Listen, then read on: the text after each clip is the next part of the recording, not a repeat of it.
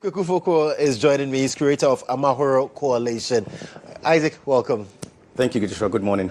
Good morning to you. I like how you're looking and the aura you're exuding this morning. Thank you. I appreciate it. I'm just trying to go through the Friday. Hey, this how you just go through Friday. Just Friday. Interesting. So talk to me about the coalition, Amahoro Coalition. What is it about? Sure. Thanks for having me this morning. The Amahoro Coalition is the leading private sector, convener of private sector for social impact. Okay. The word Amahoro is a word from Rwanda. It means peace. And our mission is to essentially work with private sector actors in the space of displacement and refugees. Currently, the African continent has over 45 million young people, young and old, who are displaced, who through no fault of their own can't go back home for whatever reason, political violence, climate change, etc., etc. And in the 45 million are a lot of amazing young men and women with talents. And what we're trying to do is bring private sector actors to dip into that demographic dividend of the talents these people have, and also find ways to find dignified jobs and dignified opportunities for them. So clearly there was a need. You saw the need and felt that, well, we should get into it. But why this specific addressing this need? No, very good question. So globally today, you have over 100 million people who are displaced. Yeah. And the number keeps growing, right? If you look at all the conflicts in the world, whether in Africa, Sudan, Congo, etc., globally, Ukraine, Syria, etc., the displacement issue is quite acute. And the interesting thing about the conversation is that the people who are most affected by this are young people. And so when you ask the question why, the why is that Africa is, we're talking a lot about this demographic dividend we have in Africa, right? By 2050, 1 in 4 people are going to be African. We have a huge youth bulge, and we have to find ways for these young people to get jobs.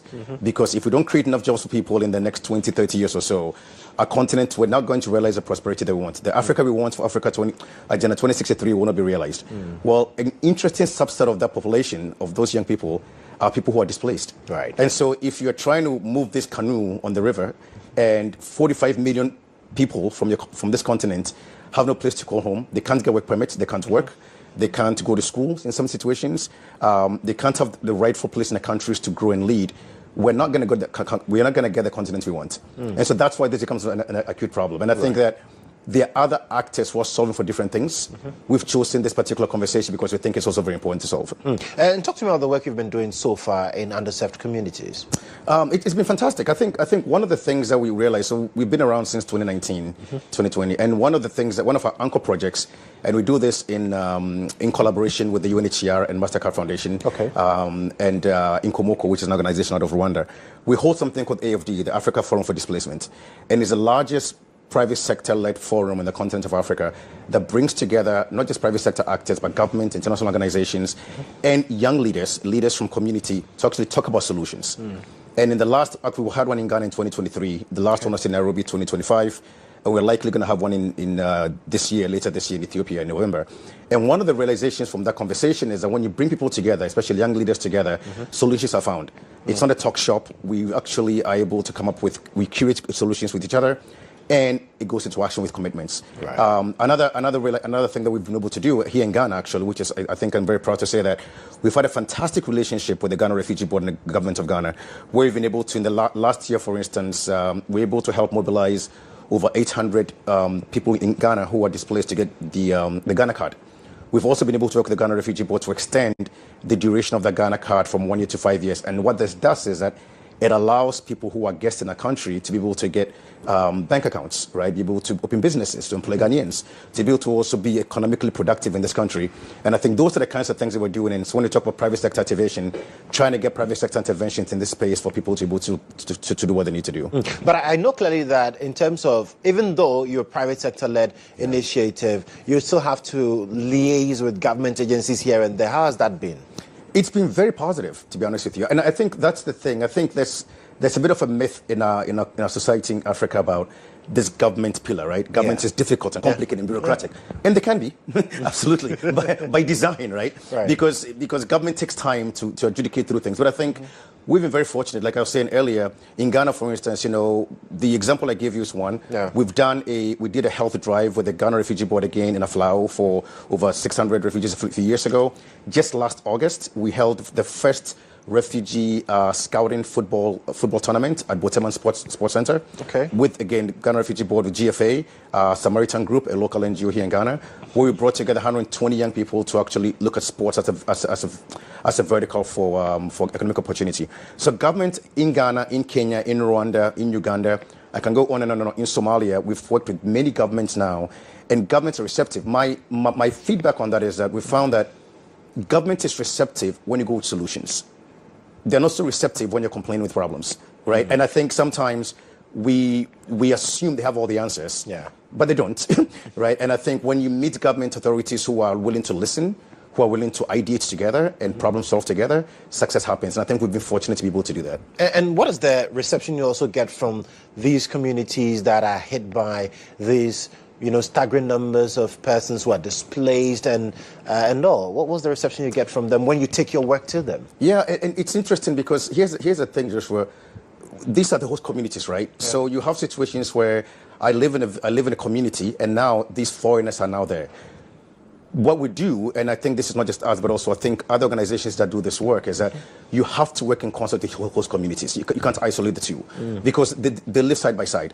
So a lot of our work literally also involves host community actors. Okay. And I think in the long run, one of the things that we would love to see is to see better integration of labor and labor migration across the African continent, where people who are displaced and those who are not can live side by side, trying to get what they need to do for the economic prosperity.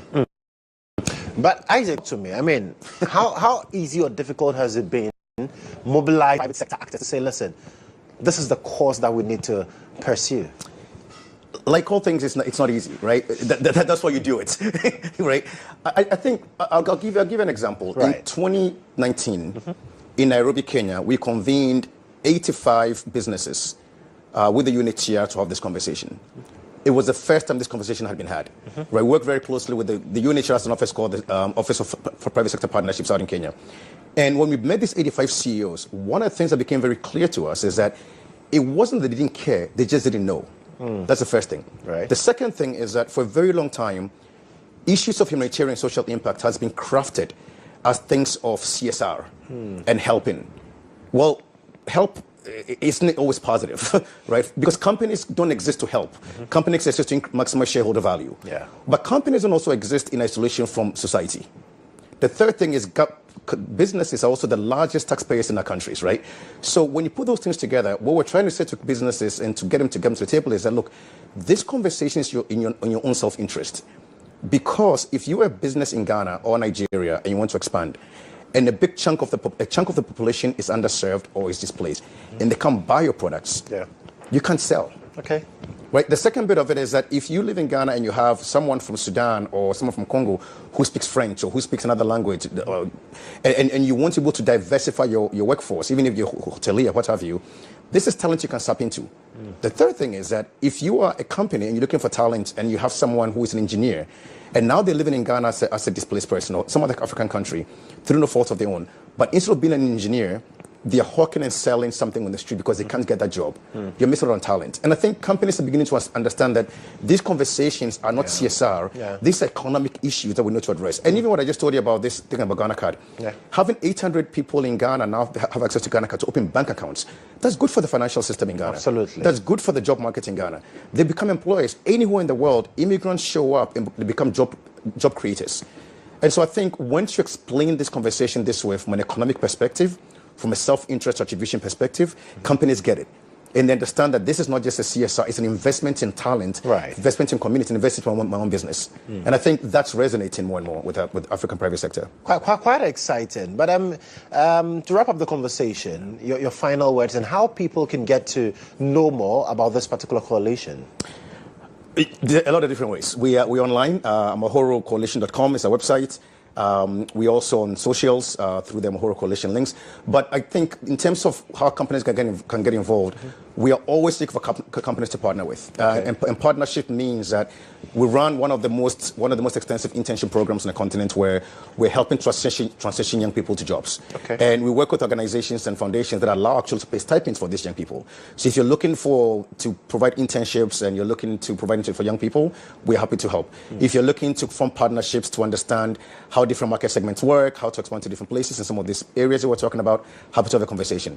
If you want to be a company that has a big interest in social impact, we're happy to have a conversation with you. And I think that those are the kinds of things that we're trying to create influence around. And I think the more companies you have on the table, and I think one last thing is that the companies in a community and ecosystem, they're also slowly forming this nucleus of a very, I won't say selective, a very special relationship of networking and trust building across the continent, because we are Pan-African.